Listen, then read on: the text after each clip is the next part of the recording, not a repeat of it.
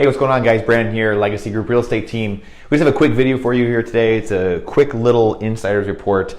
This is kind of really going forward and not like looking backward necessarily or anything, but this is really why buying rental real estate is going to be huge in the roaring 20s and the 20s coming ahead. And it's going to be the best of times, I think, and the worst of times for people, depending on what situation you're in, depending on really what kind of attitude you have, what kind of mindset you have. Because, I think we're going to see some great things. We're also going to see some bad things come to fruition over the course of the decade. It could happen sooner than later. You never know. However, you just never know. Let's just put it that. Could be bad things happening this year. It could be happening 8 years from now. You just don't know. But I think they're going to happen this decade. Good, bad, and different. It's kind of like every other decade, right? There's good, bad, and there's balance. There's neutral, right? So what is going to happen in this decade, and how can you prepare going forward? So whenever there's bad things happening, like for instance, the last decade, I believe, was the first decade in existence where we didn't have a recession, really a real recession or a depression like event. So what does that mean? Probably going to have one in this decade. And again, I thought we were going to have another one 5 years ago, a recession, kind of a dead cat bounce, if you will. Not going to get into too much technical terms here, but how can you prepare for that? That's the biggest thing. Like, okay, that's great and all, Brandon, but like, how can you prepare for that? How can you do things going forward? Buying rental real estate, you don't need a lot. 10 houses, over the course of time can set you up for the rest of your life, right? 10 houses paid off over the course of 10, 20, 30 years. A lot of people can pay them off if you really focus on just those in 10, 12, 15, 17 years. So how are you going to do that? What are you going to do? Getting 10 properties that will pay you, once they've been paid off, $1,000 a month in cash flow is $10,000 a month. I mean, I think most people could live off of $10,000 a month not having to do anything, right?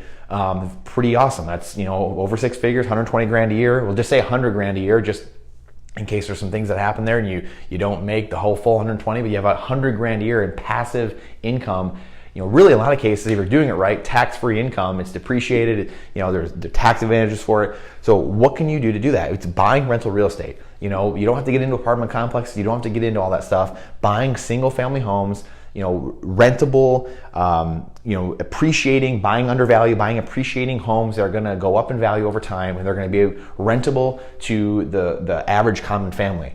Some of the things coming forward, just some trends that are coming ahead. Some reports saying that 50% of people are going to be renting and 50% are going to be owning homes. Right now, we have 64% home ownership. We had almost 70% home ownership before the crash. So it's steadily declining. And then these new generations coming up, they want to rent more. And there's reports saying that in the next decade or two, next couple of decades, we're going to have 50% of the country renting. So getting into that game and preserving your wealth. Not only that, but actually there's a fourth reason, actually, and it's rates. That's another reason why we want to have that. So we got to talk about that. So this is huge, obviously, right? That is massive. Just trends, always following the trends. Remember, the trend is your friend. We say that in all of our videos, well, our market updates at least. 2 is rent control, getting in while you can, because rent could be maybe grandfather, maybe you can kind of get past that rule, possibly, probably not though, but you just never know. I just wanted to put it up here because it is something that's coming, and it's something to be, really be wary of, where you're investing and what's coming down the pike. And then 3, rent, really control of your cash flow, taxes, wealth, and retirement. That's the biggest thing. That's what everyone wants, right? That's what people are working for. That's what they're investing in stocks for, in real estate or whatever, a business. They're investing to really gain cash flow and improve their wealth and hopefully retire and actually have something to live off of and be retired, right?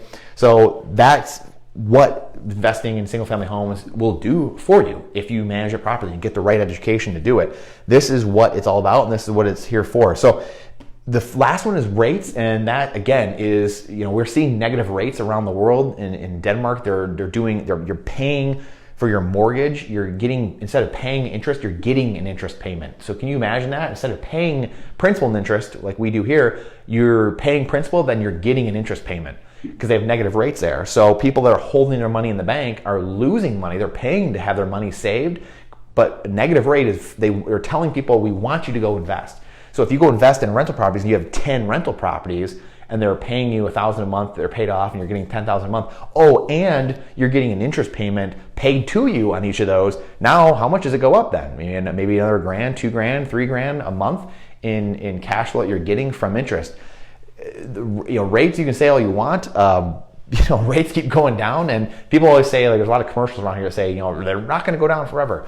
They can, and they've shown around the world now you can have they keep rates at zero or they're going to go negative, and there's not a lot of ammunition left in the old chamber. So it's one of those things that they've already talked about it. I believe Trump and what's his name, Jerome Powell, the chair of the Fed, they've already talked about negative rates and stuff like that. I think that's one of those things that might be coming here eventually. It could be, again, 3 years from now, 5 years from now, who knows, but something you need to be prepared for, and start building this now while you can, and while